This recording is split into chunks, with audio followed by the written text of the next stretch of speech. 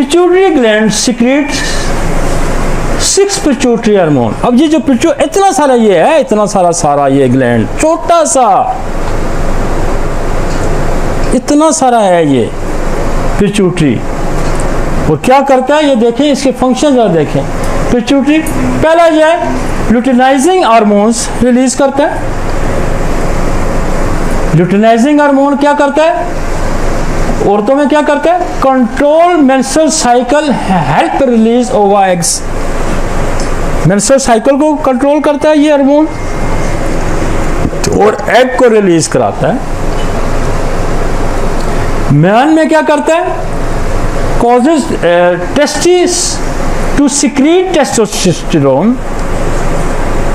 और ये हार्मोन क्या करता है, औरतों में क्या करता है, उसका साइकिल ठीक करता है, एग उसको मैच्योर करके निकालता है। और मर्दों में क्या करता है, टेस्टोस्टेरोन को रिलीज कराता है टेस्टिस से।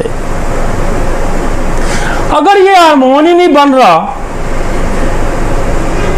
तो आप इम्पोटेंसी को कैसे ठीक करेंगे, आप इनफर्टिलिटी को कैसे ठीक करेंगे। पिट्यूटरी के अंदर कोई प्रॉब्लम आ गया है, बहुत मरीज होते हैं पिट्यूटरी के अंदर कैंसर आ जाता है, पिट्यूटरी के अंदर प्रॉब्लम आ गया, एप्थैलेमस के अंदर प्रॉब्लम आ गया, आप उसका इलाज कैसे करेंगे।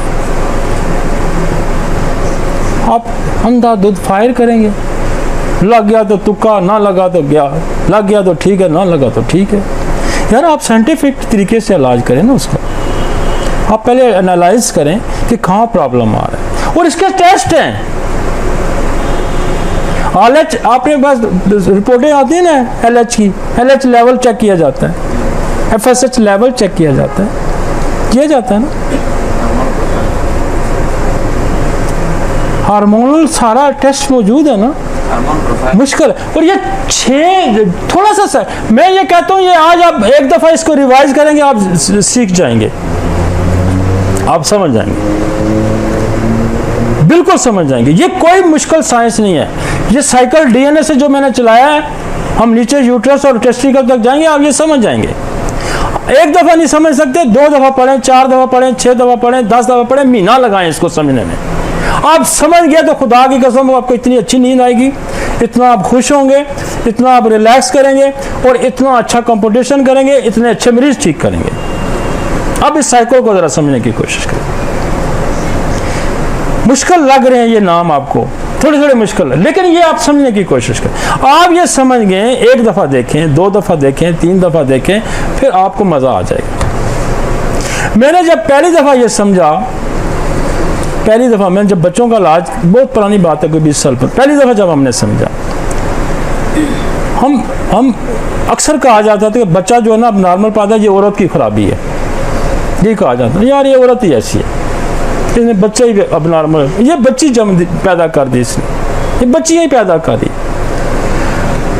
जब हमने ये समझा, मेरा एक दोस्त था, उसने मुझे कहा, मैंने कहा यार ये हम जेनेटिक्स के ऊपर पढ़े हैं, मेरे पास अब नॉर्मल बच्चे हैं, इनको, इसने कहा ये जो क्रोमोसोम है ना 46, ये मायोसिस एक प्रोसेस है। जब फर्टिलाइजेशन होती है, एग्स और स्पर्म आपस में मिलते हैं तो ये ऑफ हो जाते हैं, आधे मेल के आधे फीमेल के, लिहाजा आधा हिस्सा माँ का, आधा हिस्सा बाप का।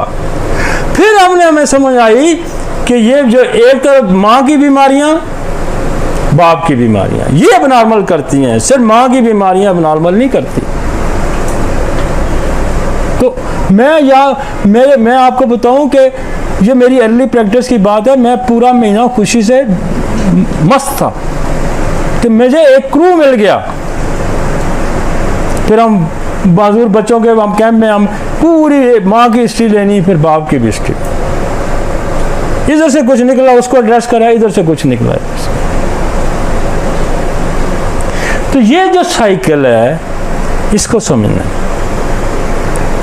पिट्यूटरी ग्लैंड सिक्रेट करता है, छोटा सा ग्लैंड है, यहाँ इतना जितना नहीं होता, वो आप ये कहेंगे कितना होगा, ये मटर के बराबर, हाँ मटर के दाने, इतना छोटा सा ग्लैंड है, और इतना सा ग्लैंड है, और इसका फंक्शन देखें।